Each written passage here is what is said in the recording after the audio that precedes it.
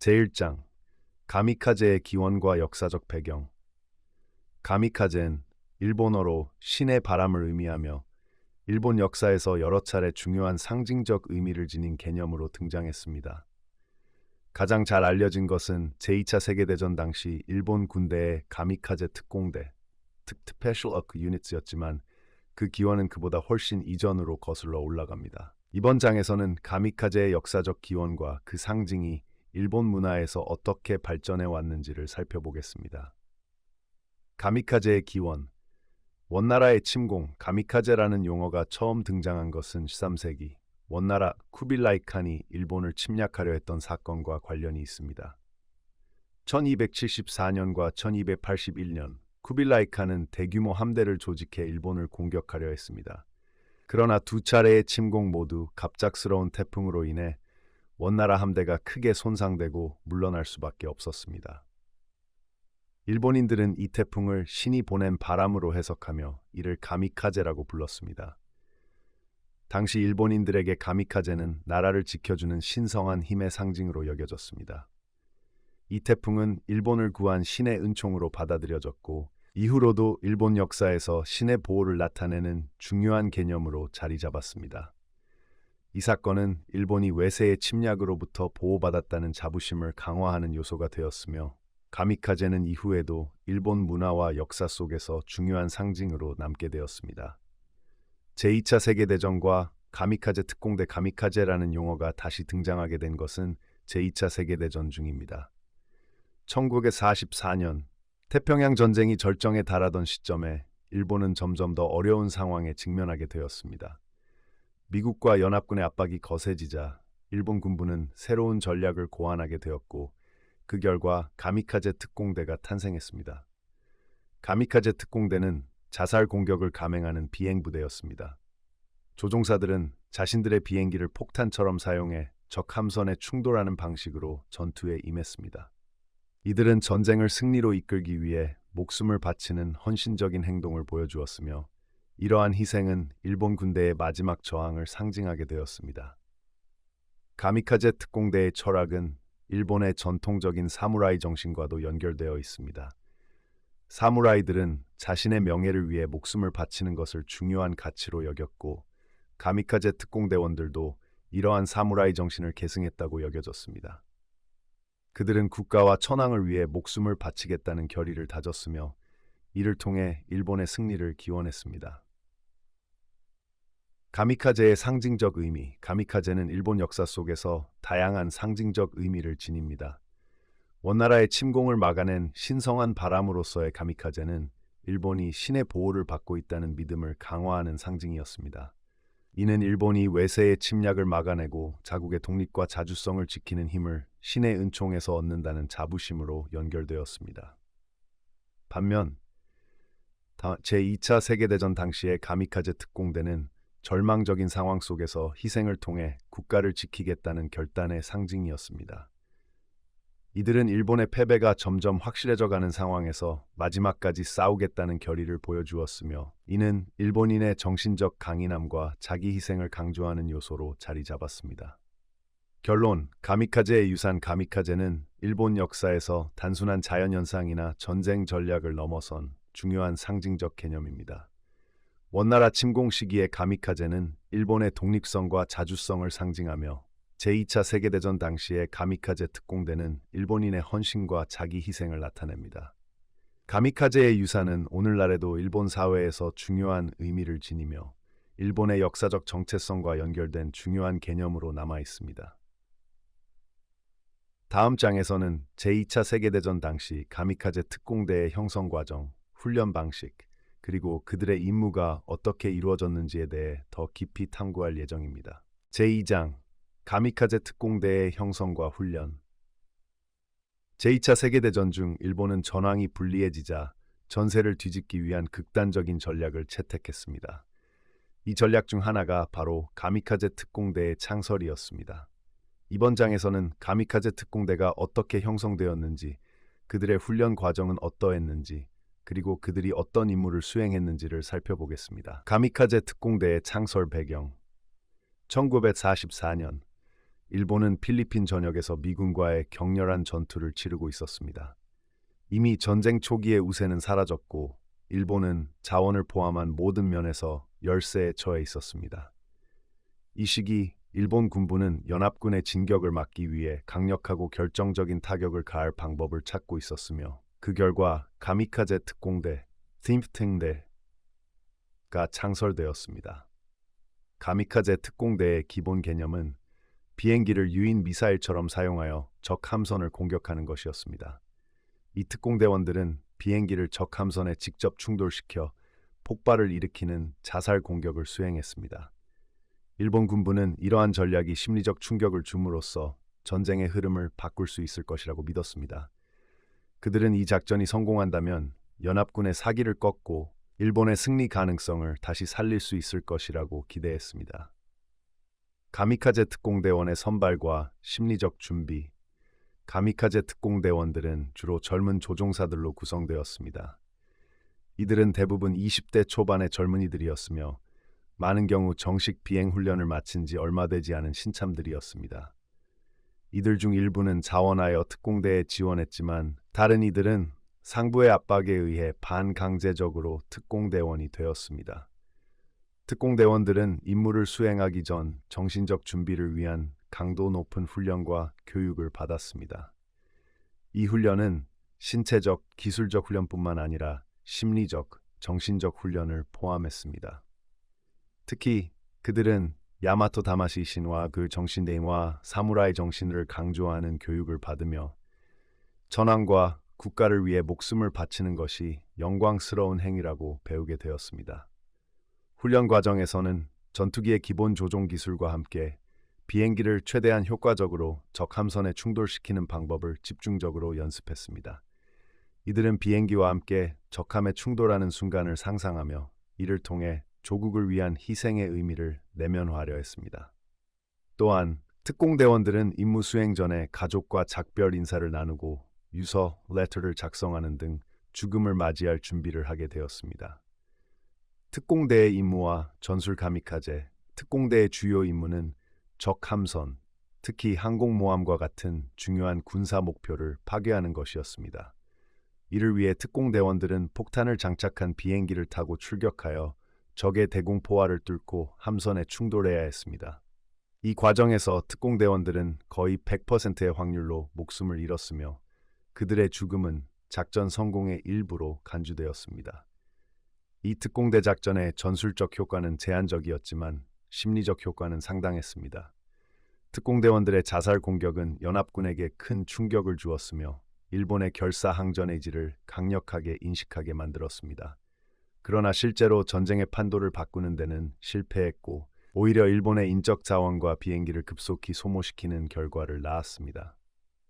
가미카제 특공대는 주로 제로센, 제로 파이터, 일본 해군의 전투기, 이나 오카, 로켓 추진 자살 공격기와 같은 항공기를 사용했습니다.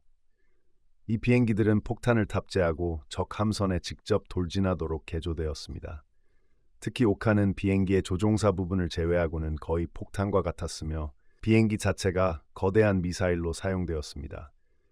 이로 인해 오카는 높은 파괴력을 가지고 있었지만 동시에 높은 위험도와 기술적 결함을 지니고 있었습니다. 가미카제 특공대의 심리적 상태, 가미카제 특공대원들의 심리적 상태는 매우 복잡했습니다. 그들은 국가와 천황을 위해 목숨을 바치는 것을 영광으로 여기도록 교육받았지만 동시에 죽음을 앞두고 두려움과 불안을 느끼는 것은 인간으로서 자연스러운 반응이었습니다. 많은 특공대원들이 임무 수행 전 가족에게 보낸 편지에서 이러한 갈등과 감정을 표현했습니다. 특공대원들의 유서에는 가족에 대한 사랑, 조국에 대한 충성, 그리고 죽음을 맞이하는 것에 대한 두려움과 슬픔이 복잡하게 얽혀 있었습니다. 이들의 유서는 그들이 직면한 상황의 비극성과 함께 인간적인 고뇌와 갈등을 생생하게 보여주는 중요한 자료입니다. 그들의 글 속에는 죽음을 맞이하는 결연한 의지와 함께 삶에 대한 아쉬움과 그리움도 함께 드러나 있습니다. 결론, 가미카제 특공대의 역사적 의미. 가미카제 특공대는 일본 역사에서 매우 논란의 여지가 많은 주제입니다. 그들은 극단적인 상황 속에서 국가와 천황을 위해 자신을 희생한 이들로 기억되지만 동시에 무모한 자살 공격을 통해 수많은 젊은이들의 목숨을 앗아간 비극적인 존재로도 인식됩니다. 그들의 행동은 전쟁의 참혹함과 무의미한 희생을 상징하며 일본 사회에서 여전히 복잡한 감정을 불러일으킵니다. 가미카제 특공대는 전쟁과 희생, 국가와 개인, 명예와 죽음 사이의 복잡한 관계를 드러내는 역사적 사례로 일본 문화와 역사 속에서 깊은 의미를 지니고 있습니다. 그들의 이야기는 단순히 전쟁의 한 장면을 넘어서 인간의 존엄성과 희생의 의미에 대해 깊이 생각하게 만드는 중요한 사건입니다. 다음 장에서는 가미카제 특공대의 작전이 실제 전쟁에 미친 영향과 그 결과에 대해 더 깊이 탐구할 예정입니다. 제3장 가미카제 특공대의 전술적 효과와 전쟁에 미친 영향. 가미카제 특공대는 제2차 세계대전 말기 일본의 마지막 저항 수단으로 등장했습니다. 그들의 자살 공격은 전쟁의 극단적인 상황 속에서 탄생한 전략이었으며 이는 일본 군대가 처한 절망적인 상황을 극명하게 보여주는 사례였습니다. 이번 장에서는 가미카제 특공대가 전쟁에서 어떤 전술적 효과를 거두었는지 그리고 그들의 작전이 전쟁의 결과에 미친 영향을 분석해 보겠습니다. 가미카제 공격의 전술적 효과. 가미카제 특공대의 목표는 주로 연합군의 함선, 특히 항공모함과 같은 중요한 군사 목표를 파괴하는 것이었습니다. 그들은 폭탄을 장착한 비행기를 타고 적의 함선에 돌진했으며 직접 충돌을 통해 폭발을 일으켜 대규모 피해를 가하려 했습니다. 이런 방식의 자살 공격은 당시 연합군에게는 새로운 전술이었으며 처음에는 심리적 충격을 주기에 충분했습니다. 가미카제 공격의 효과는 초기에는 일부 성공적이었습니다. 연합군은 가미카제의 돌진 공격에 대비하는 것이 쉽지 않았으며 그 결과 많은 함선들이 손상되거나 침몰했습니다. 특히 1944년 10월 레이테만 전투에서 가미카제 특공대는 처음으로 본격적인 자살 공격을 감행했으며 이로 인해 연합군 함선 여러 척이 피해를 입었습니다. 이러한 공격은 연합군의 사기를 떨어뜨렸고 가미카제 공격의 심리적 효과는 상당했습니다.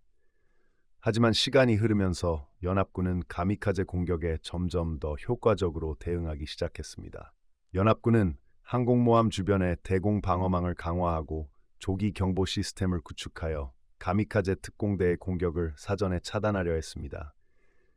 이러한 대응책이 마련되면서 가미카제 특공대의 공격 성공률은 점차 감소했고 전술적 효과도 줄어들었습니다. 가미카제 작전의 한계. 가미카제 작전은 처음에는 연합군에게 상당한 충격을 주었지만 장기적으로는 한계를 드러냈습니다. 가미카제 특공대의 공격은 적의 함선에 큰 피해를 입히긴 했으나 그 피해가 일본의 전쟁 상황을 근본적으로 바꿀 만큼 결정적인 효과를 가져오지는 못했습니다. 이는 여러 가지 이유에서 비롯되었습니다. 첫째, 가미카제 특공대는 제한된 자원을 효과적으로 활용하지 못했습니다. 일본은 이미 전쟁 막바지에 이르러 인적 자원과 물적 자원이 고갈된 상태였으며 이러한 상황에서 젊은 조종사들과 비행기를 소모하는 자살 공격은 장기적으로 지속할 수 없는 전략이었습니다. 가미카제 특공대는 매번 공격을 감행할 때마다 귀중한 인재와 자원을 잃었으며 이는 일본 군대의 전력 약화로 이어졌습니다. 둘째, 가미카제 공격은 높은 위험도에 비해 성공 확률이 낮았습니다. 연합군이 가미카제 공격에 대비한 방어 체계를 구축하면서 가미카제 비행기가 함선에 충돌하기 전에 대공포에 의해 격추되는 경우가 많아졌습니다. 특히 항공모함과 같은 주요 목표물에 도달하기 어려웠으며 대부분의 가미카제 특공대원들은 목표에 도착하지 못하고 전사했습니다. 셋째, 가미카제 특공대의 심리적 효과는 점차 약해졌습니다. 초기에는 연합군 병사들이 자살 공격에 대한 공포를 느꼈으나 시간이 지나면서 그들은 이러한 공격에 익숙해졌고 심리적 충격은 점차 줄어들었습니다. 연합군은 가미카제 공격에 대한 대비책을 강화하면서 공격의 위력을 점차 무력화시켰습니다. 전쟁에 미친 영향. 가미카제 특공대의 공격은 일본 군대의 절박함을 보여주는 상징적인 전략이었지만 전쟁의 흐름을 바꾸는 데는 실패했습니다. 일본은 이미 1944년 후반부터 연합군에 밀리고 있었으며 가미카제 공격은 그들의 마지막 저항 수단이었을 뿐입니다. 가미카제 특공대의 희생적인 공격에도 불구하고 일본은 1945년에 이르러 점점 더 전쟁에서 밀리게 되었고 결국 항복을 선언할 수밖에 없었습니다. 특히 가미카제 특공대의 작전은 전쟁 말기 일본 군대의 전략적 파산을 상징하는 사건으로 평가됩니다. 전통적인 전술로는 승산이 없었기 때문에 자살 공격이라는 극단적인 선택을 할 수밖에 없었으며 이는 일본의 자원 고갈과 군사력 약화를 보여주는 사례였습니다. 결국 가미카제 특공대는 일본의 패배를 막지 못했고 오히려 전쟁의 비극성을 더욱 부각시키는 역할을 했습니다. 가미카제 이후의 평가와 유산 가미카제 특공대는 전후 일본 사회에서 다양한 평가를 받았습니다. 한편으로는 국가와 천황을 위해 자신을 희생한 영웅으로 추앙받기도 했지만 다른 한편으로는 무의미한 희생을 강요받았던 비극적인 존재로도 인식되었습니다. 특히 전후 일본에서 전쟁의 참혹함을 돌아보는 과정에서 가미카제 특공대원들의 희생이 과연 정당했는지에 대한 논의가 활발하게 이루어졌습니다. 오늘날 가미카제 특공대는 전쟁의 잔혹성과 인간 희생의 의미를 돌아보게 만드는 중요한 역사적 사례로 남아 있습니다. 그들은 전쟁에서 자살 공격이라는 극단적인 방식으로 싸웠지만 그들의 행동은 전후 일본 사회에서 전쟁과 평화에 대한 깊은 성찰을 불러일으켰습니다. 가미카제 특공대는 일본 역사에서 결코 잊을 수 없는 비극적인 상징으로 자리 잡았으며 그들의 유산은 전쟁에 대한 경고와 평화의 소중함을 일깨우는 교훈으로 남아 있습니다. 결론 가미카제 특공대는 제2차 세계대전의 마지막 국면에서 등장한 극단적인 전략이었습니다. 그들은 자살 공격이라는 방식을 통해 연합군에게 심리적 충격을 주었으나 궁극적으로 전쟁의 결과를 바꾸는 데는 실패했습니다.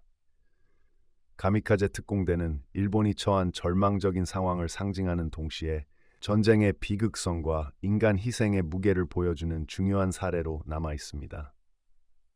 다음 장에서는 전후 일본에서 가미카제 특공대가 어떻게 기억되고 기념되었는지, 그리고 일본 사회에서 그들의 유산이 어떻게 평가되고 있는지를 탐구할 예정입니다. 제4장, 전후 일본에서 가미카제의 기억과 기념. 제2차 세계대전이 끝난 후 일본은 전쟁의 참혹함을 되돌아보며 과거의 사건들을 재평가하는 과정을 거쳤습니다. 가미카제 특공대는 그 과정에서 매우 복잡한 감정과 함께 논의된 주제 중 하나였습니다. 그들은 전후 일본 사회에서 영웅으로 추앙받기도 했지만 동시에 비극적인 희생의 상징으로 기억되었습니다. 이번 장에서는 전후 일본 사회에서 가미카제 특공대가 어떻게 기억되고 기념되었는지, 그들의 유산이 오늘날 어떻게 평가되고 있는지를 살펴보겠습니다. 전후 초기, 가미카제에 대한 영웅적 이미지. 전쟁 직후 일본은 가미카제 특공대원을 영웅으로 기억하는 경향이 강했습니다.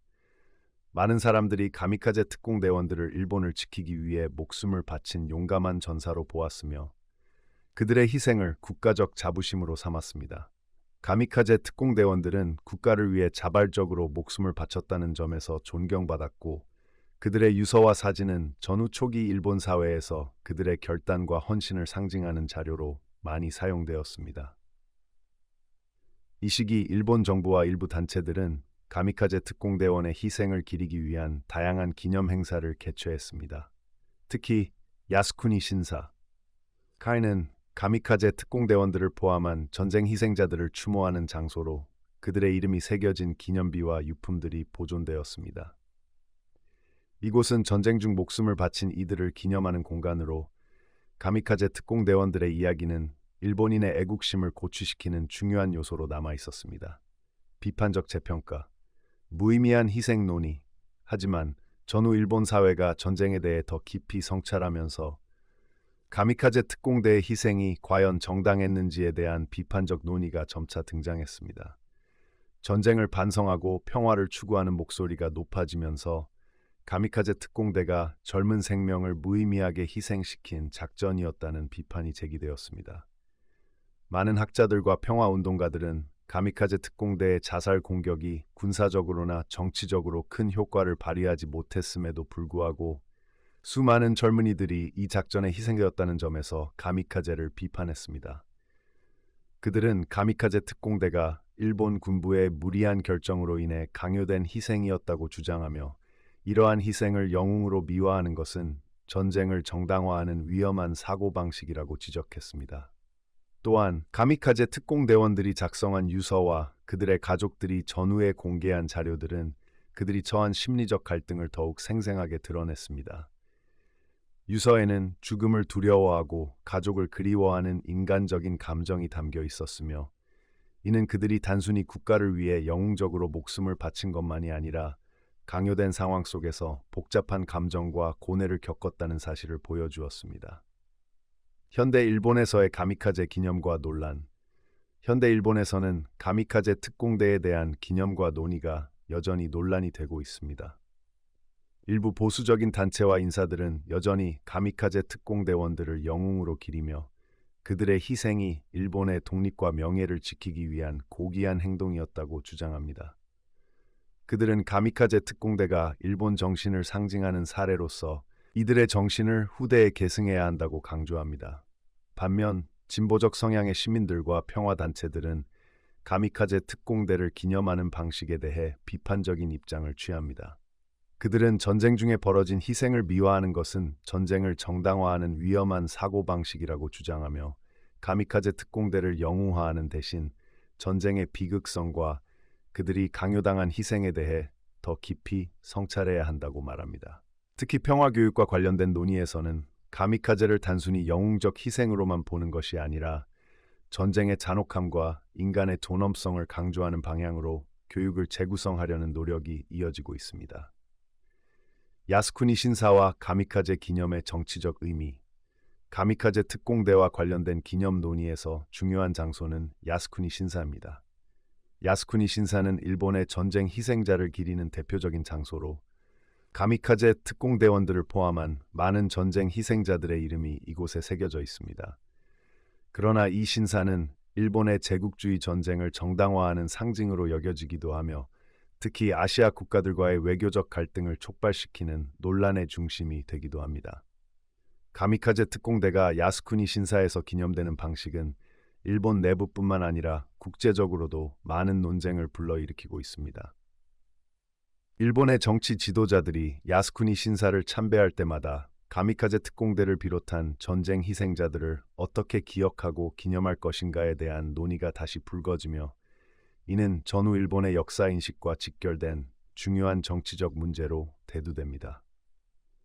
가미카제의 유산과 평화에 대한 교훈.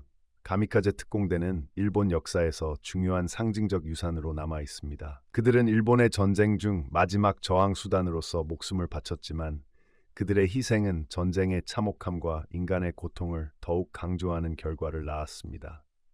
가미카제 특공대는 전후 일본에서 국가와 개인, 그리고 전쟁과 평화에 대한 복잡한 논의의 중심에 서 있으며, 그들의 이야기는 단순한 영웅적 서사를 넘어 전쟁의 비극성과 인간 존엄성에 대한 깊은 성찰을 불러일으킵니다.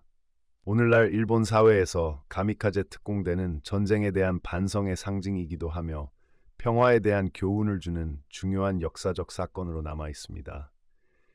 그들의 희생을 기념하는 방식은 계속해서 논의되고 있지만, 이들이 남긴 유산은 전쟁의 비극을 되새기고 평화의 가치를 지켜나가는데 중요한 역할을 하고 있습니다. 결론, 가미카제 특공대는 전후 일본 사회에서 복잡한 감정을 불러일으키는 상징적인 존재로 자리 잡았습니다.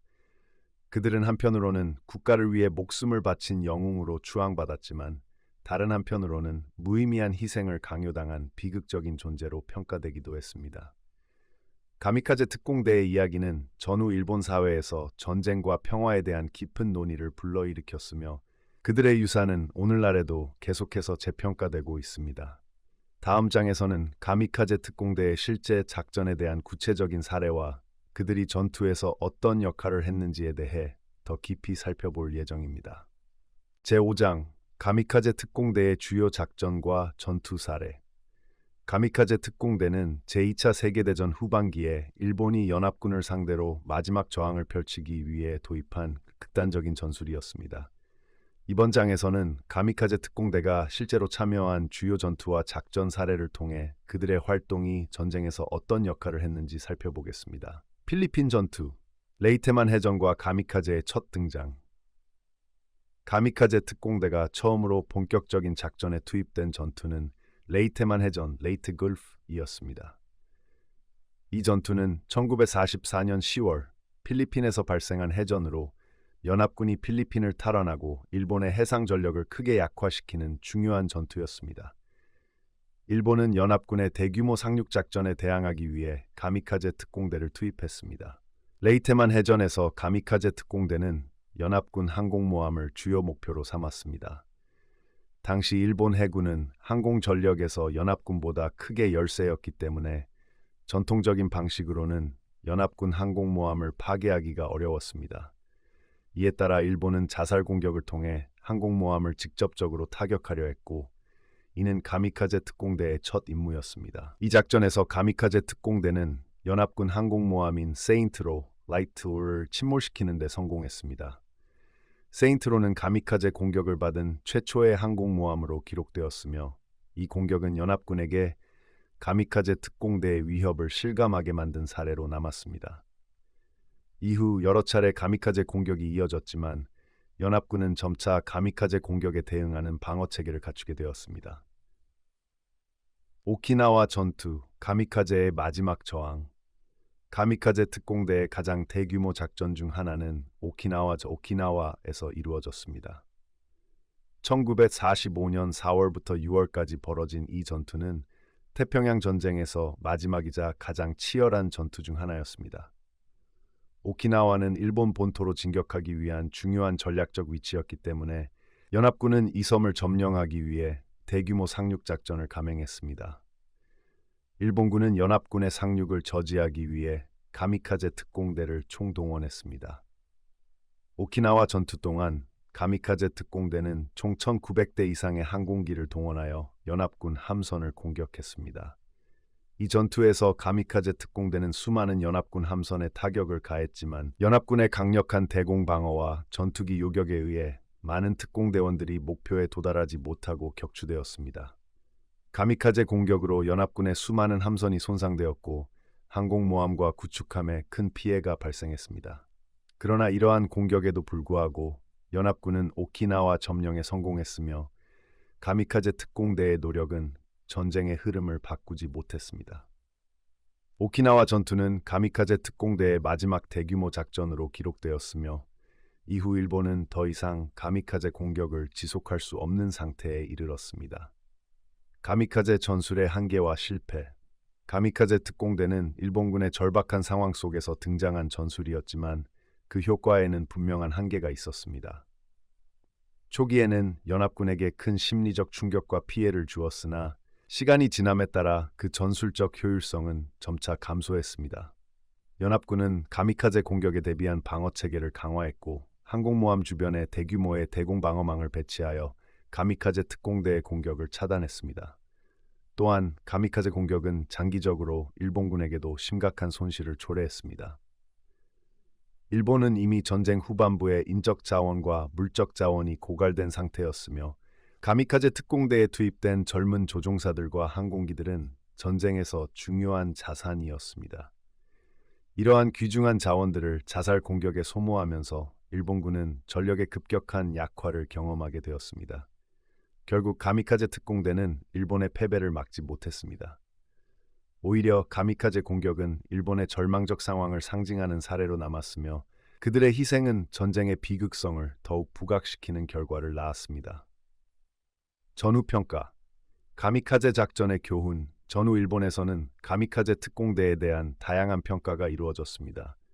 그들의 희생은 국가를 위한 헌신으로 존경받기도 했지만 무모한 전술로 인해 젊은 생명을 잃게 했다는 비판도 많았습니다. 특히 전후 평화주의를 강조하는 일본 사회에선 가미카제 특공대를 미화하기보다는 그들의 희생을 통해 전쟁의 잔혹함을 경계해야 한다는 목소리가 높아졌습니다.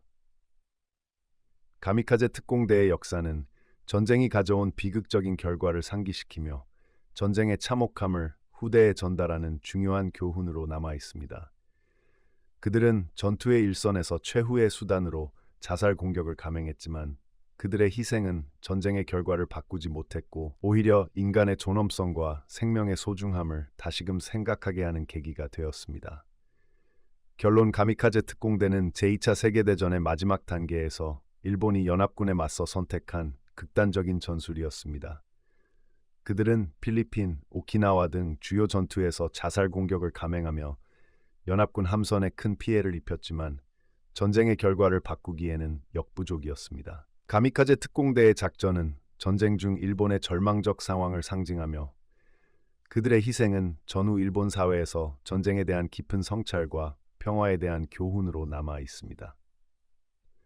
다음 장에서는 가미카제 특공대가 사용한 항공기와 그들의 임무 수행 과정에서 기술적, 전술적 도전에 대해 더 깊이 탐구할 예정입니다. 제6장 가미카제 특공대의 항공기와 기술적 도전.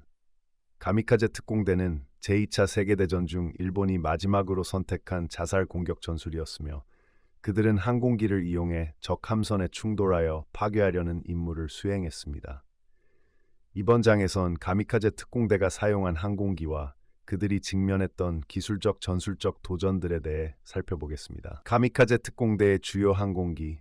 가미카제 특공대가 주로 사용한 항공기는 일본 해군과 육군의 기존 전투기와 폭격기를 개조한 것들이었습니다. 이들은 무장된 비행기를 타고 적 함선에 직접 충돌하는 방식으로 공격을 감행했습니다. 가장 널리 사용된 항공기는 일본 해군의 제로센이었으며 그 외에도 여러 항공기가 가미카제 임무에 투입되었습니다. 제로센은 일본 해군의 대표적인 전투기로 뛰어난 기동성과 속도로 인해 전쟁 초기에는 연합군 항공기와 비교해 우세를 보였습니다. 그러나 시간이 흐르면서 연합군의 항공기 성능이 향상되자 제로센은 그 우위를 잃었고 결국 가미카제 특공대의 자살 공격 임무에 주로 사용되었습니다. 제로센은 비교적 가벼운 기체로 폭탄을 장착하고 적 함선에 돌진하기에 적합했습니다. 이 전투기는 주로 폭탄을 탑재한 상태로 적 함선을 겨냥하여 충돌하도록 설계되었습니다. 나카지마 키 하시삼 하야부사. 일본 육군 항공대는 나카지마 키 43 하야부사를 가미카제 임무에 활용했습니다. 이 항공기는 육군의 주력 전투기였으며 빠른 기동성과 높은 기동성을 자랑했습니다. 하야부사 역시 폭탄을 장착하여 적 함선에 돌진하는 임무에 사용되었으며 일본 전투기의 특징인 가벼운 기체와 기동성을 활용한 공격이 가능했습니다. 오카는 가미카제 특공대의 자살 공격을 위해 특별히 설계된 항공기였습니다.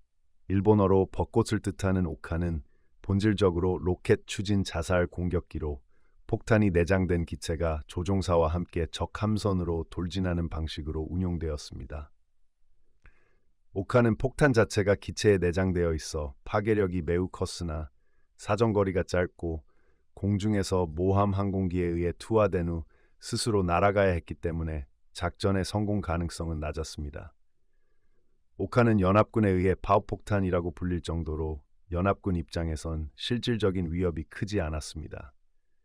이 기체는 대공포와 전투기의 요격을 피하기 어려웠기 때문에 대부분 목표에 도달하기 전에 격추되었습니다. 하지만 성공적으로 충돌할 경우 파괴력은 상당했으며 이는 일본이 극단적인 상황에서 선택한 마지막 전술로 평가됩니다. 가미카제 특공대의 기술적 도전. 가미카제 특공대가 직면했던 주요 기술적 도전 중 하나는 항공기의 한계였습니다. 전쟁 후반으로 갈수록 일본의 항공기들은 연합군의 최신 전투기에 비해 성능 면에서 뒤처졌습니다. 일본은 전쟁 초기에는 우세한 항공기를 보유했지만 시간이 지나면서 자원 부족과 기술적 한계로 인해 새로운 항공기를 개발하는 데 어려움을 겪었습니다. 항공기의 노후화와 자원 부족 전쟁이 장기화되면서 일본은 항공기 생산과 유지에 필요한 자원을 점점 더 확보하기 어려워졌습니다. 항공기 엔진, 금속, 연료 등의 중요한 자원이 부족해졌고 이는 가미카제 특공대에 투입되는 항공기의 성능에도 영향을 미쳤습니다. 항공기의 질적 저하는 특공대의 성공률을 낮추는 요인이 되었으며 오래된 항공기들은 연합군의 대공포화에 쉽게 노출되었습니다.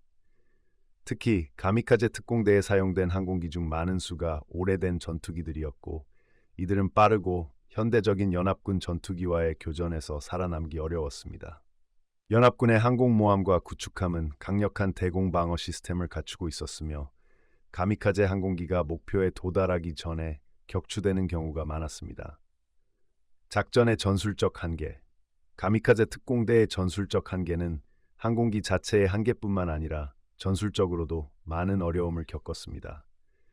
가미카제 공격의 성공 여부는 적의 대공 방어를 뚫고 항공기를 목표에 정확히 충돌시키는 데 달려 있었는데, 이는 매우 어려운 과제였습니다.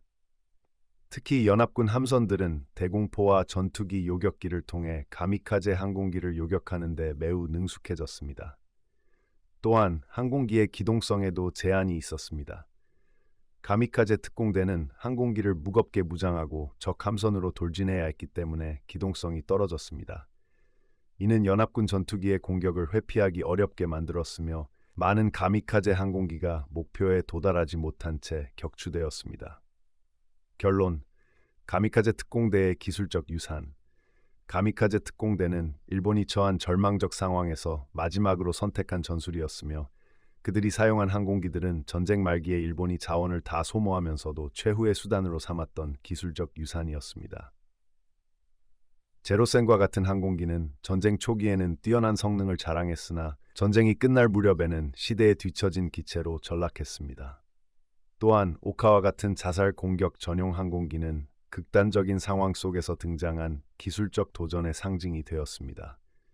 가미카제 특공대는 그들의 비행기와 함께 전쟁 속에서 기술적, 전술적 한계에 맞서 싸웠으며, 그들의 희생은 전쟁의 참혹함을 보여주는 중요한 역사적 사례로 남아 있습니다. 가미카제 항공기들은 더 이상 전쟁의 유효한 도구로 작용하지 못했지만, 그들이 남긴 유산은 전쟁의 비극성을 상징하며 인간의 희생이 담긴 기술적 진보의 양면성을 다시금 생각하게 만듭니다.